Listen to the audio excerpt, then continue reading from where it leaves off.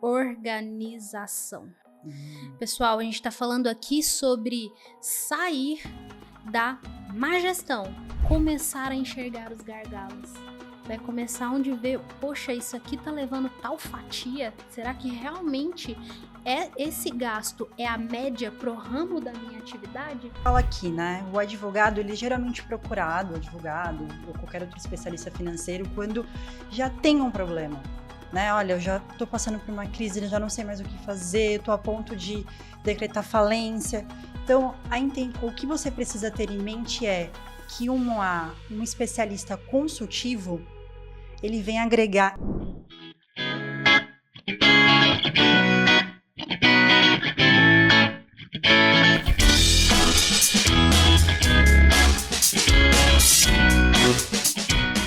Olá pessoal, sejam bem-vindos de volta à parte 2 do nosso episódio 57 do Pode Simplificar. Eu sou Michele Francisco, contadora, especialista em BPO financeiro, e aqui comigo minha querida parceira de podcast, doutora Laís Freire. Oi lá. Oi Mi, oi pessoal, bom dia, boa tarde, boa noite, bem-vindos de volta. E vamos direto ao ponto. Falamos sobre a raiz do problema e agora viemos com solução, né, Mi? Sim, principal. O principal, todo mundo quer saber o que eu posso fazer para poder sair do vermelho. Então, Mi, vou começar com você. Tá. Que dica você dá para os empresários que estão nos assistindo? Eu já vou começar com a palavra da vez, que é organização. Pessoal, a gente está falando aqui sobre sair da má gestão. Até vou falar o tema, né, lá, que eu não falei. Olha só, crise financeira ou má gestão. Como identificar e corrigir. Bom, a gente falou na parte 1, aí se você, inclusive, não viu a parte 1, volta lá, assiste a parte 1 e vem aqui para a parte 2, onde a gente apontou como você identifica se você está com uma má gestão aí na sua empresa. E agora, falando das soluções, o primeiro ponto é organização. Crucial. E como a gente faz organização? O que significa organização na gestão financeira lá? Clareza dos números. Primeiro ponto é ter clareza das informações financeiras. E como eu faço isso? Primeira coisa, mensurando cada centavo que entra e cada centavo que sai. Esse é o primeiro ponto para você ter clareza. E isso vale para pequenos valores empresários. Às vezes o empresário, ele mensura, ele anota, seja num Excel, seja num software financeiro, ele mensura valores altos, valores que ele considera relevantes, e valores pequenininhos ele deixa de lado lá, porque às vezes o empresário não tem tempo, ou às vezes ele acha que não é importante. Então, o primeiro ponto da organização é mensurar tudo. Mínimo centavo que entra, mínimo centavo que sai. Porque é um valor pequeno, na semana ele é relevante, no mensal ele é relevante, imagina no ano. Imagina esse valor em 3 anos, em 5 anos, são gastos relevantes, gastos que levam uma fatia do seu dinheiro. Então, você tem que saber para onde está indo. Bom, e como a gente faz essa mensuração de forma prática? Utilizando um software. É uma dica que eu deixo lá. Que eu te indico? A deixar a planilha do Excel de lado, que você vai gastar mais tempo com ela, e utilizar um software financeiro. Hoje os softwares financeiros, eles estão com um custo-benefício muito acessível. Então, às vezes, quem está nos assistindo, tem gente, tem empresário que já tem software. Então, beleza. Tem empresários que têm software e não alimenta como deveria. Então, tem que ali ter um olhar para a parte financeira. E você que às vezes é ali pequeno, ainda não tem software, eu te aconselho a contratar um software. Porque hoje a gente tem softwares financeiros com custo de aquisição de R$100 ao mês, até menos. Verdade. Inclusive, se você quiser, pode me chamar ali no direct, lá no Instagram. Inclusive, na bio do meu Instagram tem o meu WhatsApp. Pode me chamar que eu vou indicar para você um software com custo-benefício baixíssimo para você começar a sua gestão financeira.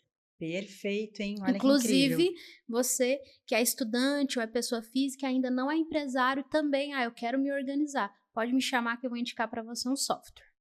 muito importante, né? Porque a organização financeira também vem para a pessoa física. Sim, com certeza. E um software vai otimizar a questão do tempo, né? Então é importante. Bom, então beleza. Então você entendeu que tem que organizar. Para isso, tem que mensurar cada centavo que entra e que sai. Onde vai ser feito? Num software. E agora, como vai ser feito? Categorizando. O que é isso? Você vai dar nome para o seu dinheiro. Olha só isso, a importância. Você vai dar nome para tudo aquilo que está saindo, que você está colocando no desembolso. Então, você vai criar categorias: energia, água, telefone, aluguel, material de limpeza, alimentação e por aí vai. Então, dentro do software, você vai categorizar. E isso é importante também, porque aí você leva em consideração se realmente esse gasto é necessário ou não, porque às vezes você acaba gastando com coisas totalmente desnecessárias. Exato, lá. Vou até aproveitar e fazer um adendo disso, né? Que o empresário pode se identificar. Mas ali nas nossas reuniões de BPO, que a gente faz no nosso escritório, para levar clareza para o Uhum. empresário, na primeira reunião eu mostro a análise vertical, que é justamente quanto o gasto representa, né, no total. E é impressionante como o empresário ele fica assim: não, mas eu gastei tudo isso. Né? Com essa categoria, eu gastei isso com essa, e ele já sai dali com a intencionalidade. Olha como é uma mudança de mindset, de virada, porque ele não estava pensando naquilo. E Exato. ele já sai pensando: olha, esse gasto, então eu vou reduzir isso aqui, eu consigo reduzir. Não, isso Uhum. aqui não era para ter gastado tanto. Então, é importante isso. Depois que você criou as categorias, porque você vai dar nome para cada gasto, e não é categoria geral, pessoal, é categoria específica, não é lá, serviços gerais, Uhum. 10 mil, uso consumo, 20 mil, cartão de crédito, 12 mil. Não, você vai especificar o que é cada uma das categorias. Depois, você vai separar em grupos. Essas categorias, elas precisam estar alocadas em grupos. Então, você vai separar o que é dessas categorias, quais são despesas administrativas, quais são despesas com pessoal e mão de obra, quais são despesas com marketing, quais são despesas financeiras. E aí você pensa: poxa, Michele, mas eu já categorizei, para que eu vou criar grupo? Não vou perder o meu tempo? Não, olha a importância lá. É muito importante a gente entender onde aquele gasto está alocado, para a gente entender se ele é um gasto relevante para a aquisição de receita, para a aquisição de clientes novos, ou ele é simplesmente um gasto da operação. Eu vou dar um exemplo. Você tem ali a categoria de marketing. Lá dentro, você tem gastos que vão trazer mais clientes, trazer mais contratos, trazer mais receita. E você tem ali a despesa administrativa. Gastos com marketing, faz tanto sentido eu cortar, eu reduzir? Quero reduzir gasto, vou diminuir marketing. Peraí, mas ele traz receita para você, ele traz clientes novos. É o que a gente chama de CAC. Ele é um custo de aquisição do cliente. Não necessariamente você vai focar em reduzi-lo. Vamos focar em reduzir aqui despesa administrativa. Essa sim vamos enxugar ao máximo, Uhum. porque ela não está ligada diretamente à busca do cliente. Então, essa divisão de grupos, ela traz esse olhar de onde a gente vai focar mais para reduzir sem parar de trazer clientes. Perfeito.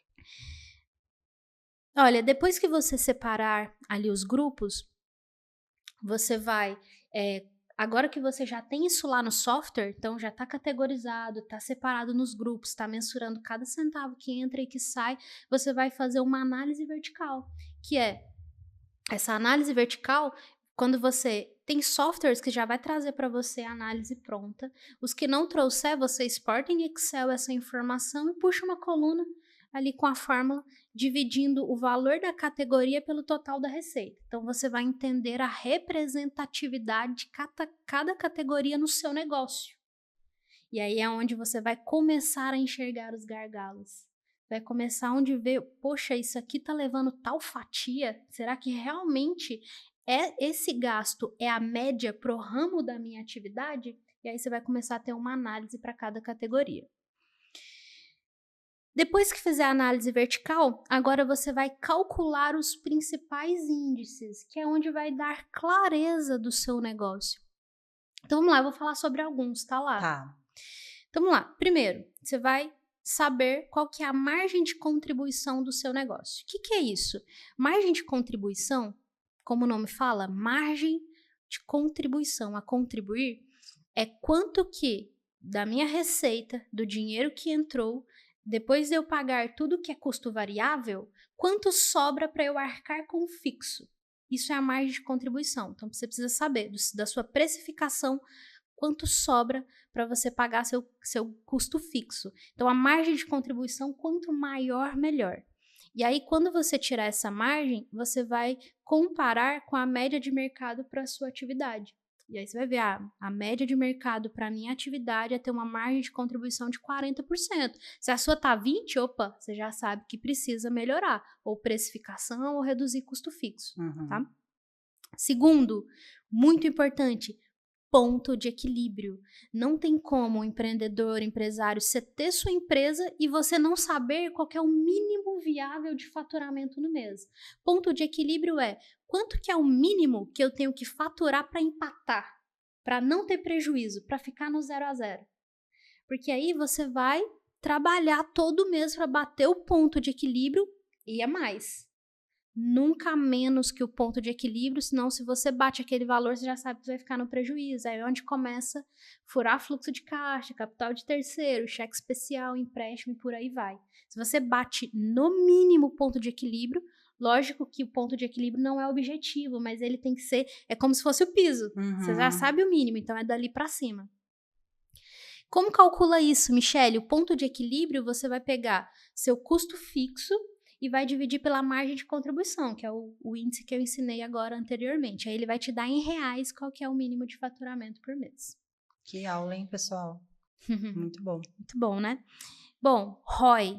ROI também importantíssimo. Já falamos sobre ROI, inclusive, né? Já, nós temos um episódio onde focamos sobre o ROI. Se vocês quiserem assistir, vamos colocar o card para o pessoal aqui no YouTube. Nós falamos do ROI, ROI com I e o ROI com E, Verdade. Que é o retorno sobre o investimento, e o ROI com E é o retorno sobre o capital próprio dos sócios, sobre o patrimônio líquido. Lá nós colocamos as formas detalhadas, então vale a pena assistir.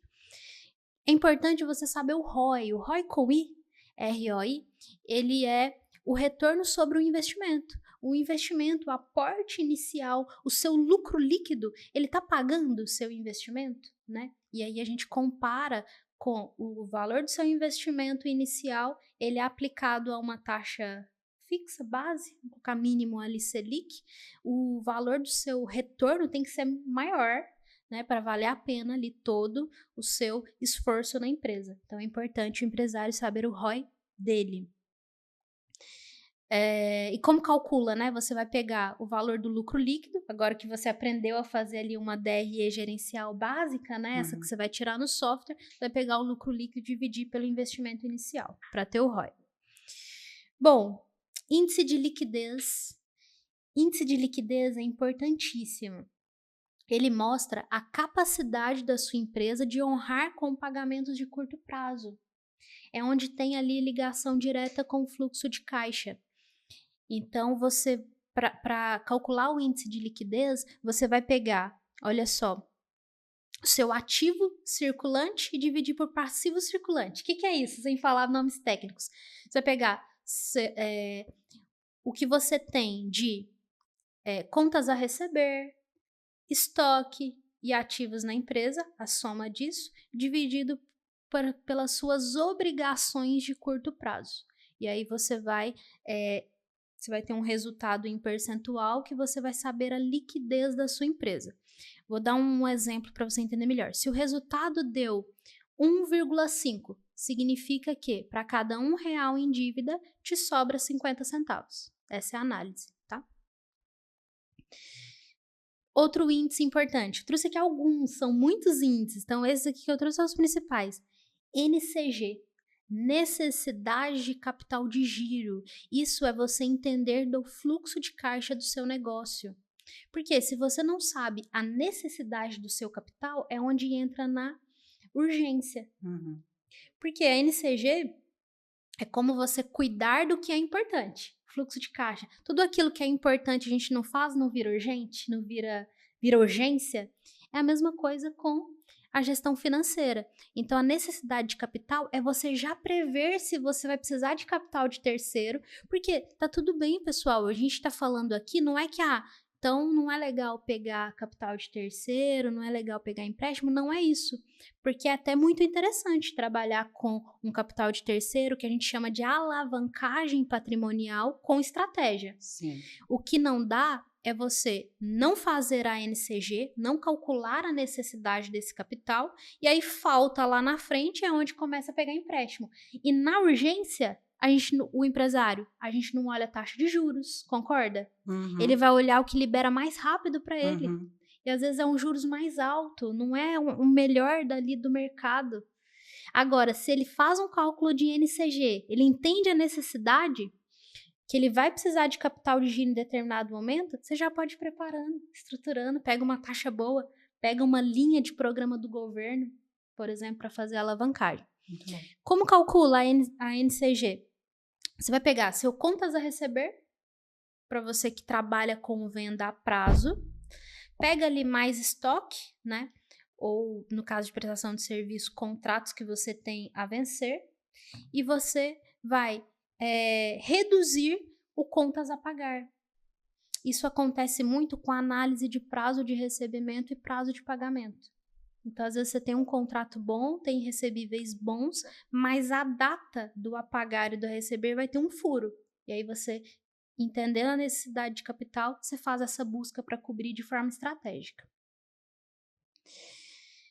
Bom, e tá bom, já falei bastante, bastante aqui índices financeiros e econômicos, e aí para por aí, né? Só falando desses índices, não para.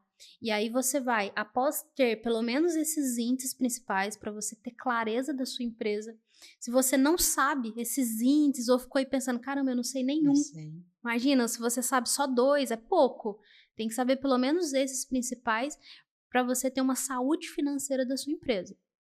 E tem muitos que falam, caramba, mas eu não sei calcular isso. Não tenho tempo.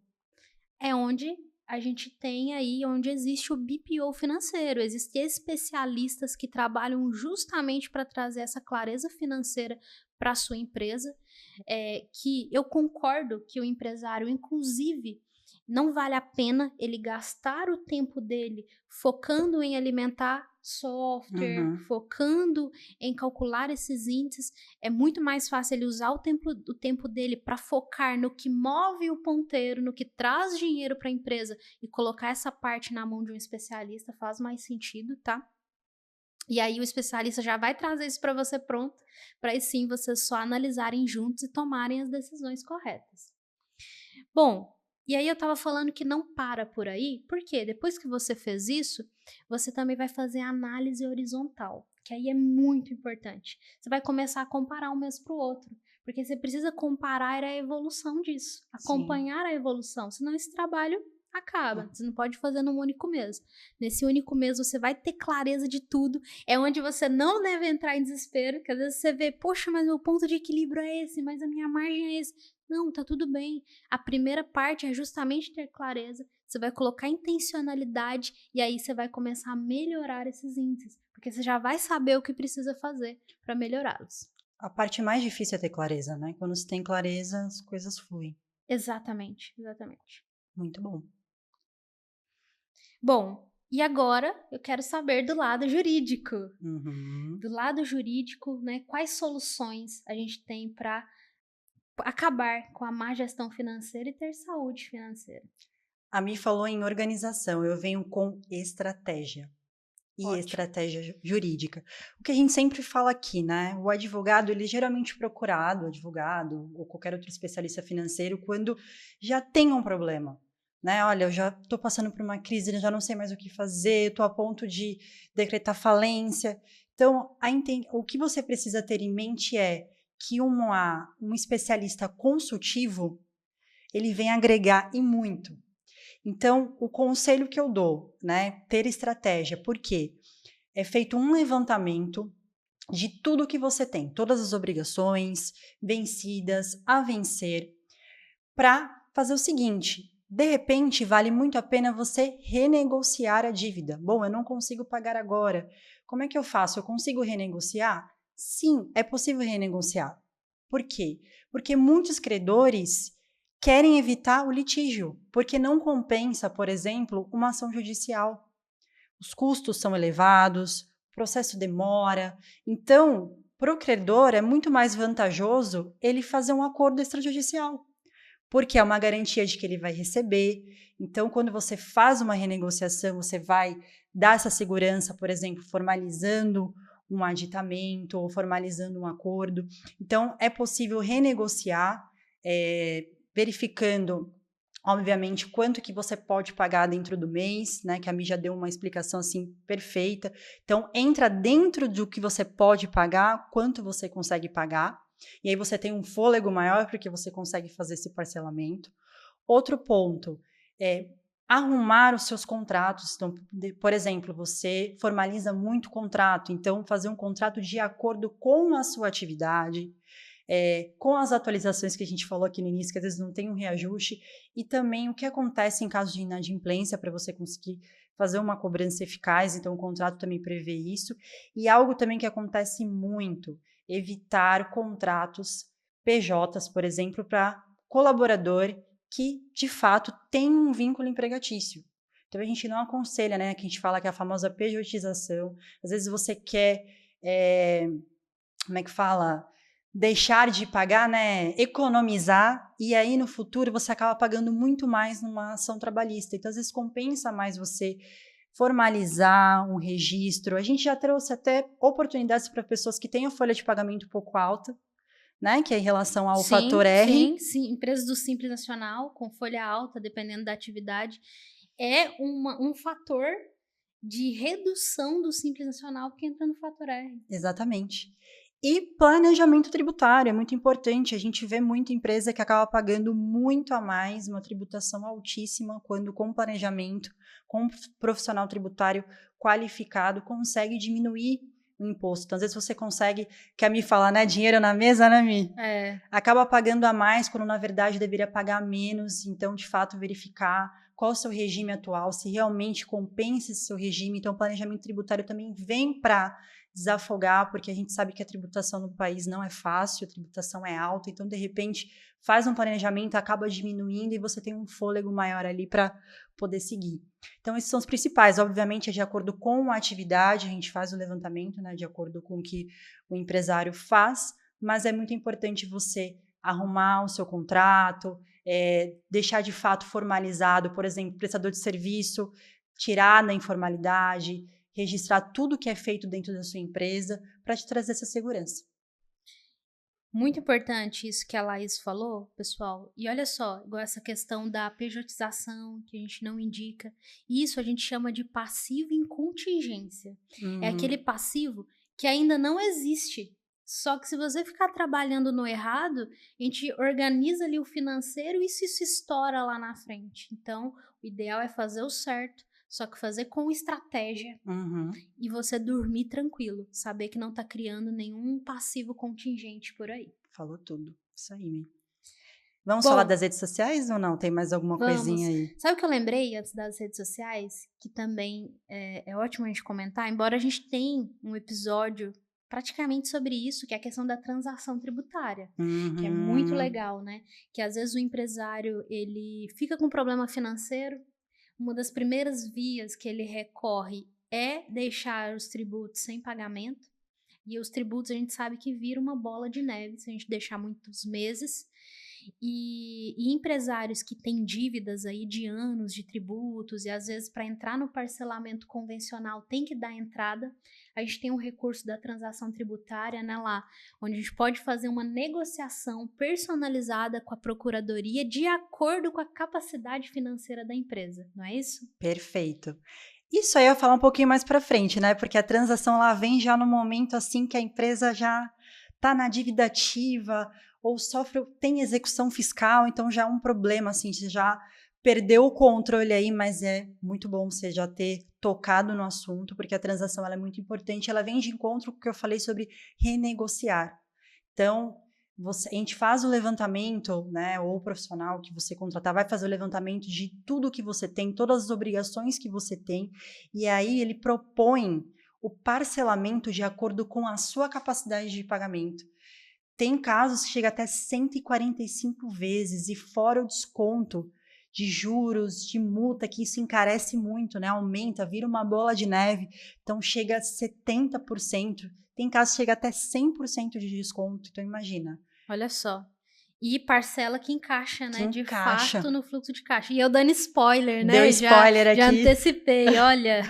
Não tem problema. Já deu um spoiler maravilhoso, porque vale a pena você tentar transacionar, porque de fato o fisco quer receber, então você tem a possibilidade de apresentar conforme a sua capacidade de pagamento. E aí consegue emitir uma CND, não tem problema com o fornecedor, que foi como a Mi falou na parte 1, que às vezes um protesto, né, causa assim um prejuízo imensurável para a empresa, né, um transtorno assim até resolver, enfim. Então você tem a oportunidade de resolver através da renegociação. Bom, ótimo lá. Exatamente isso. E agora sim, vamos falar das redes sociais. Se você está gostando desse episódio, deixa seu like, se inscreva no nosso canal e ativa o sininho. Assim, o YouTube vai te avisar quando tem mais episódios aqui disponíveis com esse conhecimento enriquecedor para você ir para o próximo nível, para você ir mudar seu mindset, né, para uma melhor saúde financeira da sua empresa. Perfeito. E nós estamos no Instagram, no Facebook e nas plataformas de áudio. Perfeito. E deixa opiniões aí, deixa palpites de novos episódios. A gente tá sempre de olho. Oh, muito bom. E conta pra gente se você também aplicou essas dicas. Sim, importantíssimo. Né? E aí, se você já conseguiu ver mudança lá na sua empresa, volta aqui nos comentários e conta pra gente, porque aí você acaba inspirando outras pessoas a fazerem. Verdade. Muito bom. Agora, lá. Quando a situação está mais crítica, aquele empresário que está assistindo e fala, olha, eu já passei dessa linha aí, eu tô quase lá no buraco, no olho do furacão. O que pode ser feito? Então, a gente já adiantou da transação, né? Que a transação ela já vem no momento que está mais crítico. Foi para a Receita Federal, por exemplo, mandou para a Procuradoria, e o próximo passo da Procuradoria é inscrever em dívida ativa e aí cobrar através de execução fiscal, através de protesto. Então, já é algo mais crítico. Então, acontece em muitos casos em que, além de ter a dívida escrita em dívida ativa, tem bloqueio judicial, então a conta da minha empresa foi penhorada, o que eu faço? Eu tenho muitos passivos tributários, trabalhistas, vou ter que fechar minha empresa, não tem mais jeito. Não, calma que ainda pode ter uma solução para a sua empresa. Venho de novo falando sobre estratégia. Então, nesse caso, a gente vai fazer todo o levantamento de tudo que a empresa tem. Obviamente é mais crítico, então a gente não tem tanto tempo para poder arrumar, né? Porque já tem um processo ali, de repente, em trâmite. Mas o que a gente costuma fazer? A gente faz o levantamento de todas as dívidas, e aí o que acontece? Você falou sobre a questão bancária. Muitas vezes, assim, maioria das vezes, os juros, juros sobre juros, a dívida ela vira uma bola de neve, mas ela está errada. Se a gente olhar o contrato às vezes é abusivo, está acima do que deveria ser cobrado. Então, a gente faz essa análise primeiro se de fato aquele valor está correto. Então, enquanto a gente está discutindo sobre aquele excesso de execução, por exemplo, existe um processo, há um excesso de execução, sim, há um valor a ser pago, mas existe um excesso. Então, enquanto a gente está discutindo o real valor, a gente pega o que é incontroverso, ou seja, não tem discussão, e a gente tenta renegociar, fazer em parcelas que caibam no bolso do empresário. Enquanto ele está pagando essas parcelas aqui, a gente está brigando por esse valor, pela diminuição desse valor. E aí, o que acontece? Ele vai quitando esse valor aqui, e aí chega ao ponto de não ter mais discussão, a gente conseguir de fato diminuir, e aí ele começa o quê? Ele renegocia esse valor com o valor de fato devido. Então, há um bloqueio judicial, houve uma penhora. Significa de fato que é devido, que ele perdeu esse valor? Não necessariamente. A gente pode avaliar se, por exemplo, ele foi citado para se manifestar, ou se ele foi intimado para se manifestar, para se defender. Se não foi, a gente pode brigar sobre a legalidade. Então, existem vários critérios que a gente vai observar. Então, a gente faz todo o levantamento para ver se, de fato, essa penhora foi devida. De repente, ele pode receber de volta esse valor e ter a oportunidade de se defender para depois, ao final, descobrir se, de fato, é devido ou não e pagar sem ter uma penhora, porque é um valor que a pessoa acaba não contando, né? Houve uma penhora, meu Deus, já aconteceu perto de pagamento de salário e o empresário se vê com a conta penhorada. Então, é analisar se de fato houve se essa cobrança é devida, se não é devida. Enquanto isso, o que é devido, a gente vai renegociando, a gente vai aumentando o número de parcelas. Como eu disse, o credor ele quer receber. Não vou falar que é fácil, viu? Porque tem credor que fala assim, não quero receber, já quero o valor receber à vista, porque eu já venho cobrando há muito tempo, só que de repente vale a pena você receber em parcelas do que você tentar receber o valor total e aí passar por um litígio ou demorar para receber. Então, assim, nem sempre o valor que está sendo cobrado é devido, então a gente faz essa análise se tem valor a mais, se não tem valor a mais, tenta fazer em parcelas, mas aquilo, voltando à questão de estratégia. A gente faz todo o levantamento para tentar fazer conforme a sua capacidade de pagamento, que vem também a transação nesse aspecto, como a gente já adiantou. Tem dívidas tributárias altíssimas, não consegue mais pagar, a gente verifica se a gente consegue fazer esse parcelamento para você conseguir continuar operando. E tudo isso operando, você continua trabalhando, né? Porque você precisa ter um dinheiro ali para continuar pagando essas dívidas, então continua operando, e aí a gente vai resolvendo essa questão de forma estratégica e jurídica. Excelente lá. E assim, e não ceder à pressão. Uhum. Às vezes o empresário chegou a esse ponto e ele fica desesperado. Sim. E às vezes cede à pressão, descapitaliza, atrapalhando a operação. E aí, se você descapitaliza parando o seu negócio, como cria renda para continuar arcando com aquele combinado? Exato, ou se enfia mais em dívida, faz empréstimo, e quando na verdade você consegue resolver. Ou coloca isso como a última possibilidade ali, não tenho mais o que fazer. Tenta primeiro verificar outras formas de resolver isso, tem que ser estratégico. Respirar fundo e procurar um profissional para te auxiliar nesse sentido. Ótimo, ótimo. É o que eu costumo falar de pensar fora da caixa. Exato. Pensar fora da caixa nada mais é do que a gente achar mais de uma alternativa para o mesmo problema.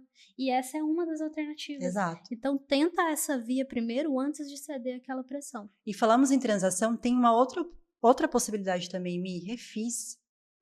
Sempre tem algum ente, né, algum fisco que traz o refis, porque ele também tem interesse em arrecadar, então acaba dando desconto em juros e multa, aumenta a quantidade de parcelamento. Também a gente pode monitorar se de fato já existe um refis. Então a gente identifica, bom, esse tributo realmente é devido, tem que ser pago. E a gente verifica se não há um refis. Ou até mesmo um parcelamento convencional, em último caso, vai te desafogar, porque você vai conseguir parcelar. Tem N possibilidades. Lá, e a recuperação judicial, quando a gente fala, você pode falar para o pessoal se é só para grandes empresas ou não? Não, é assim, gente, eu não sou especialista, até pretendo né? Acho que é interessante a gente trazer um profissional que que faça só recuperação, porque é um procedimento muito específico. Então, tem que ser um profissional ali que só trabalha com isso, com recuperação judicial e decretação de falência. Então, é um procedimento mais pouquinho burocrático, mas já posso adiantar que não é só para grandes empresas. Microempresa, empresa de pequeno porte, tem uma legislação específica de 2020 que trata especificamente para esse tipo de empresa e é menos burocrático do que para grandes empresas, então é um procedimento um pouco mais célere. E vou listar, sim, algumas vantagens, mas obviamente o profissional vai falar melhor para vocês. Por exemplo, 180 dias, você tem para organizar. Então, todas as cobranças elas ficam suspensas até você conseguir organizar de fato todas as obrigações que você tem. E aí a empresa continua operando normalmente, mas ela vai trazer uma transparência para o credor, porque vai existir um processo judicial com um administrador específico que vai tratar sobre isso, sobre plano de pagamento. Então, vai ter acesso a todas as informações. E aí você consegue carência, descontos, parcelamento um pouco mais extenso. Tudo isso através de um processo judicial, que também é mais uma oportunidade de você continuar operando e, ao mesmo tempo, regularizando essas pendências. Muito bom. E gostei dessa ideia de depois a gente trazer, a gente pode pegar um episódio para falar sobre isso. Só sobre recuperação. É. É muito interessante e vale a pena. Ah, vamos compartilhar alguns casos reais agora, né? Vamos. Eu começo, eu ou você, hein? Começa, Mi. Muito bom, né, compartilhar cases, porque quem tá nos assistindo pode se identificar, né, ou pode conhecer alguém que se identifica. Eu vou compartilhar um case lá, de um cliente que chegou no escritório e ele chegou desmotivado, acredita? Chegou desmotivado, um pouco para baixo, porque ele tava num bolo de dívidas, assim, utilizando cheque especial. Ele tava, na época, utilizando 80 mil de cheque especial e no vermelho, e tinha receita, ele tinha um recebimento médio aí de 150 mil por mês, só que no vermelho e devendo e as coisas ficando em atraso. Então ele chegou desmotivado porque ele pensou assim, a empresa não deve ser rentável, a empresa não tá dando certo. E aí quando a gente pegou para fazer, sabe aquele passo a passo que eu passei para vocês, né? É o que a gente faz. Então quando a gente fez aquilo ali para primeiro ter clareza dos números da empresa, ver como tá a situação financeira dele, uma das primeiras coisas que a gente fez, olha só, ele pagava hoje a taxa de juros de cheque especial, vamos colocar uma das mais altas aí, vamos colocar que a dele tava em torno de 15,5%, por exemplo. Aí você pega um cheque especial de 80 mil, ele tava pagando quase 15 mil mensal só de juros, sem quitar a dívida. 15 mil. O que a gente fez? Nós chamamos o gerente da conta, fizemos uma reunião e primeira coisa a gente pegou um crédito com uma taxa de 1,8. Olha a diferença. Diferença, hein? Para quem estava pagando 15,5 ao mês, nós pegamos uma taxa de 1,8 para quitar o cheque especial. Primeira coisa. E fazendo isso com uma taxa de 1,8, a parcela ficou em torno de 5 mil e pouquinho. Então, só com essa movimentação, ele já economizou aí quase 10 mil já no fluxo de caixa. Né, que ele começou já a ter uma sobra para quem pagava 15 mil e agora ia pagar uma parcela de 5. E a parcela de 5 quitando a dívida. O juros de cheque especial, você não quita a dívida, você continua com ela. É só juros. Então, a gente fez essa troca e ele já começou a ter um melhor fluxo de caixa. E a outra coisa que a gente fez para esse cliente foi o seguinte lá. A gente viu que o problema dele, que a empresa era rentável. Olha só, a atividade dele era rentável. Como que a gente vê isso? Vou até dar uma dica para vocês. A gente vê isso através do EBITDA. Sabe quando eu ensinei ali a fazer as categorias para colocar as contas e separar por grupos? Olha a importância. O grupo que a gente chama de despesa financeira é onde você vai alocar tudo que é despesas de terceiros e que não é da operação. Então, nesse grupo de despesa financeira entra juros do cheque especial, taxa do banco, juros do cartão de crédito, juros de algum boleto em atraso, IOF, tudo que é despesa financeira, não tem nada a ver com a operação do negócio. Sim. Fica nesse grupo. Esse grupo, ele é o último do DRE gerencial, porque antes desse grupo, a gente puxa uma linha chamada EBITDA, que a gente coloca o resultado da receita, do faturamento, menos todos os gastos, exceção despesa financeira. O EBITDA, ele é o lucro da operação antes da despesa financeira. Essa linha tem que estar positiva, porque aí é onde mostra a rentabilidade. Era o caso dele. A gente chegava, descia, chegava nessa linha, positivo. Mas por que ele estava com a última linha no prejuízo, no vermelho? Por causa da despesa financeira que estava muito alta. Ele tinha juros muito altos, né? Você vê, só o de cheque especial dava 15 mil, quase 15 mil no mês. E aí a gente viu que o problema, então, era na despesa financeira, era fluxo de caixa. Por quê? Se a despesa financeira estava muito alta, então ele acaba ficando negativo todo mês e não sai daquele ciclo. Então, além da gente estancar o cheque especial, e aí ele ficou com uma redução de 10 mil, a gente pegou os contratos dos empréstimos dele lá, e o que a gente fez? A gente renegociou pro longo prazo. Olha pra você ver. Olha a importância da renegociação, né? Porque ele tava com uma parcela alta e tinha 3 empréstimos ativos E ele estava com a parcela alta, então isso compromete o fluxo de caixa. Total. E aí a gente renegociou, aumentando o prazo, reduzindo o valor da parcela, para que ele ficasse no verde, entendeu? Parasse de pagar juros indevidos, e aí ele passa a ter fluxo de caixa. E olha como é importante a estratégia. Quando ele para de pagar coisas em atraso, porque melhorou o fluxo de caixa, começa a pagar as coisas em dias, o que melhora? A pontuação, o score do CNPJ. E aí ele começa a ficar saudável. E aí você pensa assim, ué, mas a gente negociou um empréstimo aumentando o prazo, não ia ter mais juros? Mas olha só, agora que ele melhorou a situação financeira, a gente consegue pegar um capital de giro com uma taxa mais baixa e quitar aquele empréstimo que a gente estendeu. Muito bom. E aí ficar com um outro mais enxuto e mais saudável. Foi isso que a gente fez para esse cliente, esse é o case que eu vou contar. Vou deixar você falar seu case lá e depois eu conto mais um. Só pra também a gente não estender tanto o episódio, né? Tá bom. Bom, no meu caso também veio, né, um cliente desmotivado. Na verdade, é uma empresa consolidada no mercado, com muitos clientes, e não entendia também o que estava acontecendo, né? Onde que tinha falhado ali. Por quê? Aquilo que a gente falou no início, passivos trabalhistas aumentando. E aí também é uma pessoa que lida diretamente com o consumidor.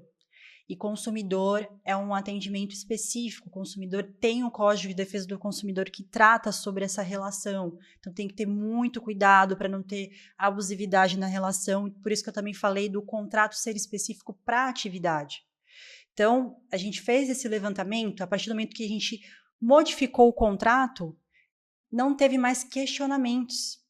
O que aconteceu? Ele passou a não responder mais processos de consumidores, porque houve um número de ações gigantescas, assim, de um ano para o outro, assim, muitas ações sobre o mesmo tema. Então, o que a gente fez? Identificou o que estava acontecendo, qual era o erro ali, e modificamos o contrato de acordo com o Código de Defesa do Consumidor. Então, os questionamentos pararam, porque, de fato, não tinha mais nenhuma abusividade. Então, com isso, o passivo já começa a diminuir. Então, o dinheiro que não era considerado para uma ação, que uma ação é uma surpresa, você não conta com aquilo, já está sendo destinado para a empresa, voltando para a empresa.